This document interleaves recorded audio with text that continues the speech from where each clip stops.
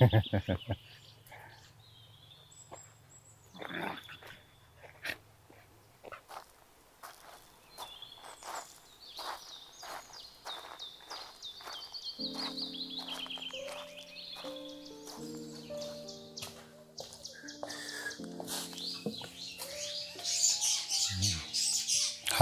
my name is Richard Kimathi, and I'm a Kenyan artist, practicing and living in Kenya. I'm a painter, and I do sculptures, and at the same time I make prints, and I also do drawings. I keep experimenting a lot of. I work in experiments and taking advantage of the availability of nature and found objects among doing paintings to produce my work. What I'm doing at the moment, I also did a few years back. I've also been doing the same process, whereby you take a painting from the canvas to the drawing part of it to the finishing. I can cut the outline. So I produce something like a cutting, and that cutting I can transfer it to another canvas, So those paintings will look like they are more like two very relief paintings, it's like 2D, but coming up like a relief kind of a thing. When I reflect back, I can connect with what I do, because when I was in primary school, I could draw in school. Anytime there is need for a drawing on the blackboard, I could be the one to do it with the permission from the teacher. Back in the 80s, Kenya was, they used to have, through the Ministry of, I think, of Culture, there was the Kenya Film Board. They could bring cinema to the village. So after the movie, we could, myself and maybe other kids growing up, we could compete, making drawings of the movies. Out of that, watching the movie and getting excitement, and then putting it on a drawing, made me enjoy expressing myself. What I'm doing is that I'll come up with an idea, and especially what I'm doing at the moment, these are paintings with stories, very narrative, and, painting like a group of young men, like 4, 5, 6, 7, 8 figures at the same time. And what I'm trying to do is that these guys are doing a conversation, not that like the usual painting whereby you do a painting, you finish, you give it a title. And whatever they are, they're just being natural and talking of their issues. And I call them local conversations, lugha mtaani. And the reason for that is that for the conversation to go on, this person we are working together, and then you say you're tired, you're seated, and I want to lift you up as a friend, and or maybe why are you sitting, or why are you standing there, and we are walking. So that's what I want to do with those paintings, and that's what I want them to portray. Those characters, even though they are imaginary characters, but they are for sure they are part of the population.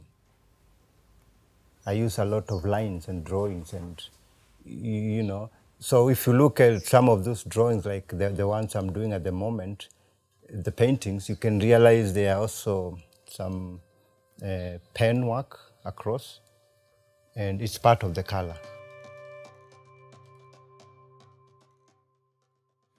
I don't do my feelings. Emotions sometimes, when I do emotions on my work, they don't give me enough space to develop, because emotions are like, you can have some emotions or maybe some feelings for a period of time, and it changes. Then when it changes, then you might realize it affects your work. But then when I paint from my observations, it's a continuation and it's very endless.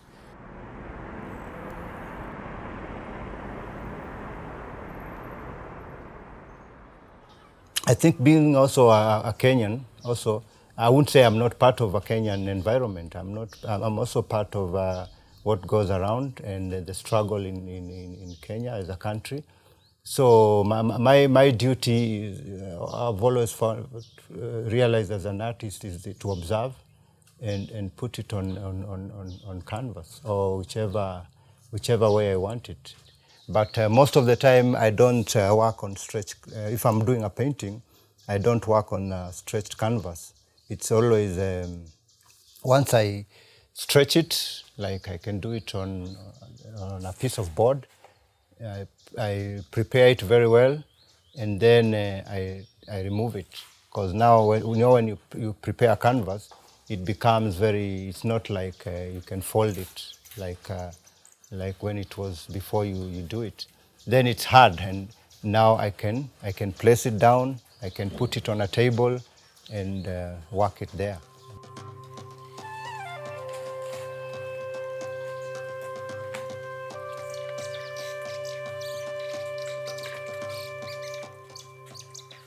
But I remember when I started, I was more focused as a painter.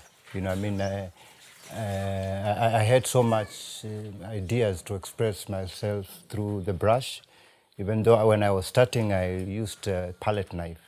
And I realized that the first time I approached the paint shop, you know, where you buy art supplies, I realized that they were very expensive. And so I came up with a plan of how I can make myself relevant as an artist with the available cheapest things I could do. And I focused on painting for really quite some time. In between, I was painting and making prints. And then my style kept changing, you know. I could move from figures to patterns, to objects, you know. And it really helped me because now at the moment I could realize that now I can combine the two styles, you know, from the figurative to more like very abstract. Later those figures went into fragments, you know. I could paint like in small boxes. One painting like in small boxes with small different ideas all put together. When I use color, I want to use it to the point that it impresses me, you know. So every time I'm trying to favor myself through the color than the viewer, you know. So because I want to, if I feel really satisfied with a certain color, then I assume even the viewer will enjoy it. I don't use flat colors. I try to mix them in a way that they can make shades, you know, they can impress me. You know, I mean, I was lucky to enroll in a high school where art subject was very important. And even though being an artist has not been in my family, as I can remember, nobody was doing what I was doing. But it's my interest, you know, and my focus to be an artist that made me an artist. It was cemented by the fact that I met other artists at the right time, and then we became like we could influence each other.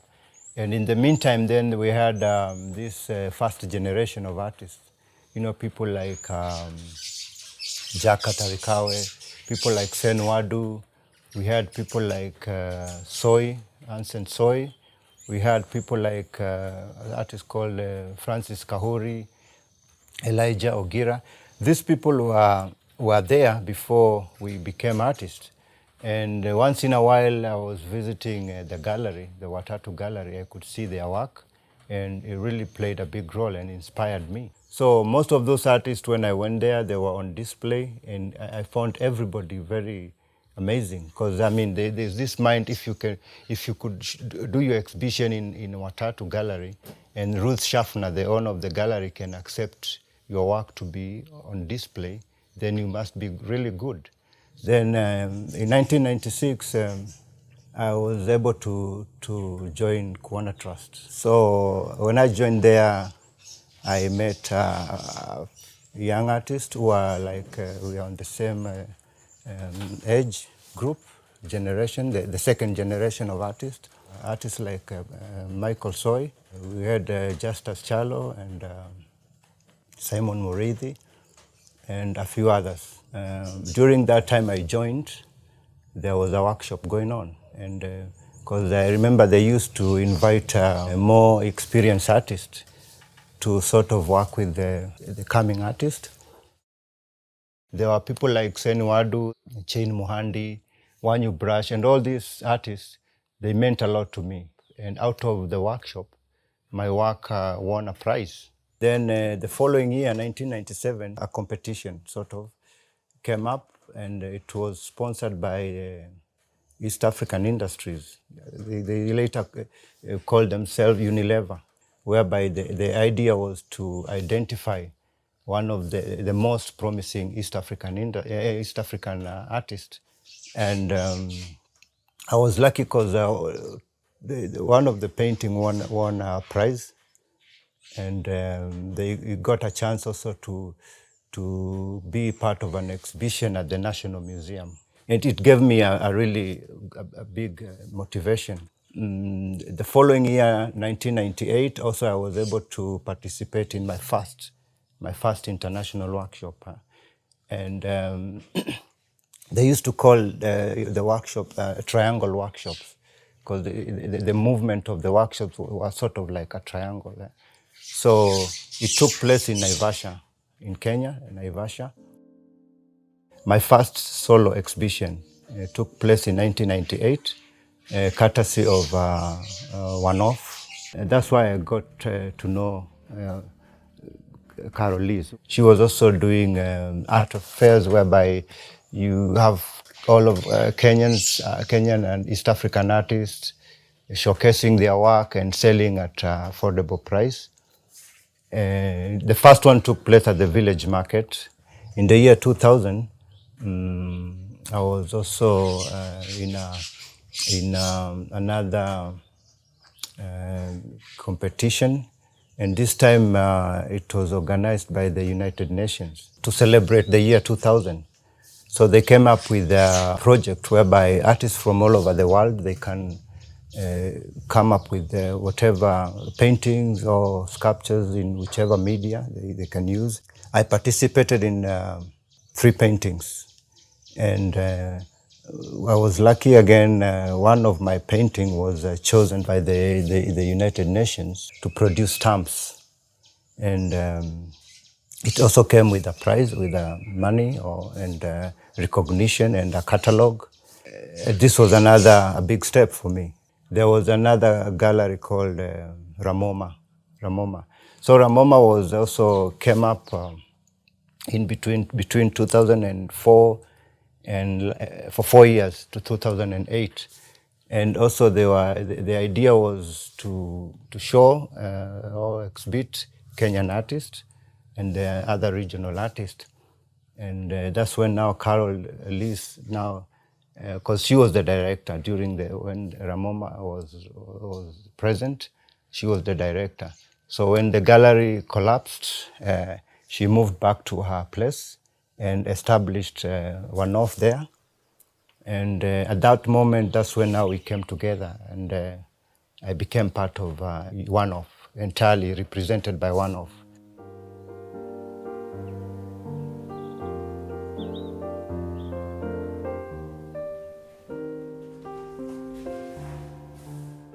One Off represents quite a number of artists, and let's just go straight to my work. And we have like 3 pieces here.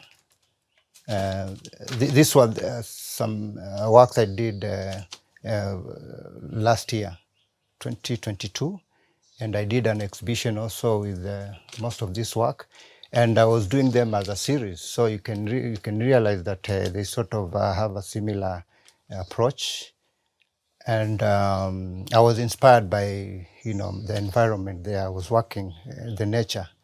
You can see they have a lot of flowers and plants and all that. But as much as I was being inspired by the environment, I also tried to put more creativity, and that's why I came up with the people, because I also do a lot of, in my work I do a lot of people in my work. Kuona Trust was a non-profit organization. So, and we had, the space was provided by the National Museum, even though later they took the space, but for like a decade, we were able to work at the studios, Kuona Trust, and the artists were now not aware where to go, or it was up to the artist to move wherever they want. So in the meantime, the Go Down Art Center came up, the Go Down Art Center, and it was in the industrial area. It's part of the outskirts of Nairobi, and we secured a space, a Go Down, and this Go Down was responsible for artists, visual artists, and performing artists. So I sort of worked there for 1 year, and moved my studio back to where I was renting my house, and I decided to work there fully. I worked there between 2003, 2002, 3, up to 2013.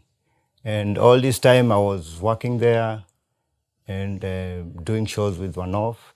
But in the meantime, when I moved there, I realized that more artists came, and they also rented spaces there, and we became another small community of artists. And this went all the way for 10 years. And then I decided to move now to the current place I'm living.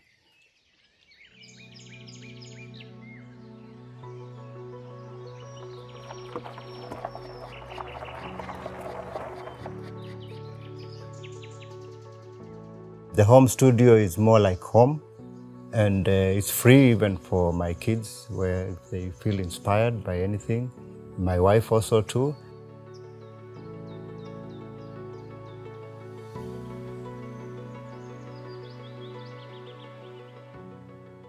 It's also a place where, apart from being my studio to work, anybody, member of my family or even a neighbor can come, and we can sit and have a chat. And along the way, we've been also doing planting trees and I would say food stuff, maize. We grow beans, we grow vegetables, and also I think it's just part of the activities that goes around my studio and my home. So it's very convenient in the sense that it's a place where a few other things can take place.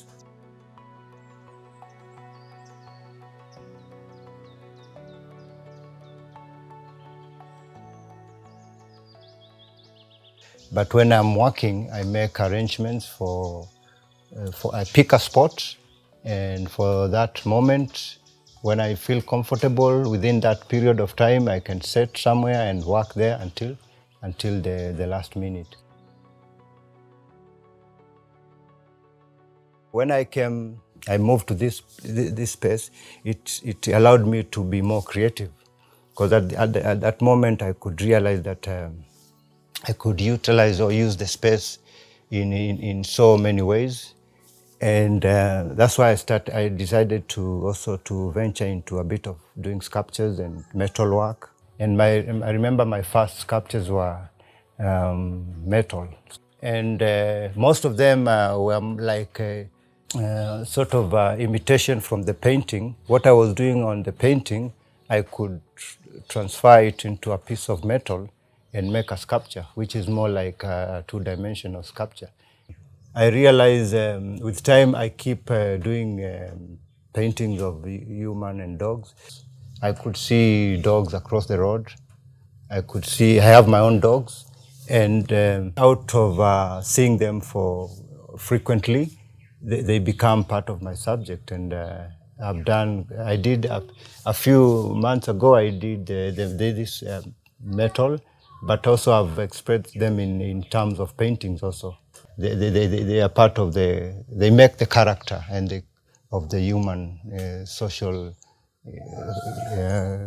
environment.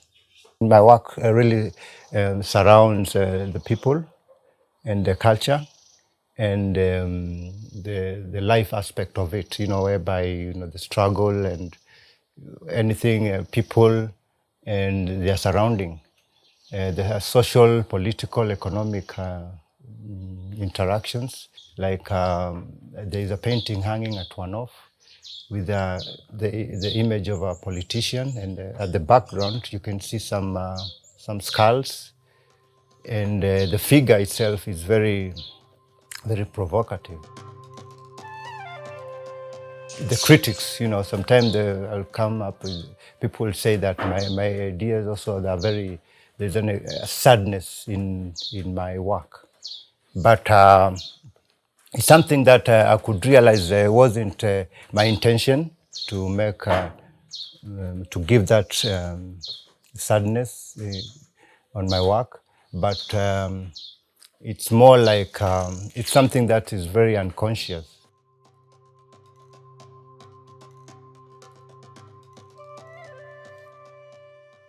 The art scene keeps changing. I mean, most of the artists of my generation started from the 90s, and then also there was a change of the setup.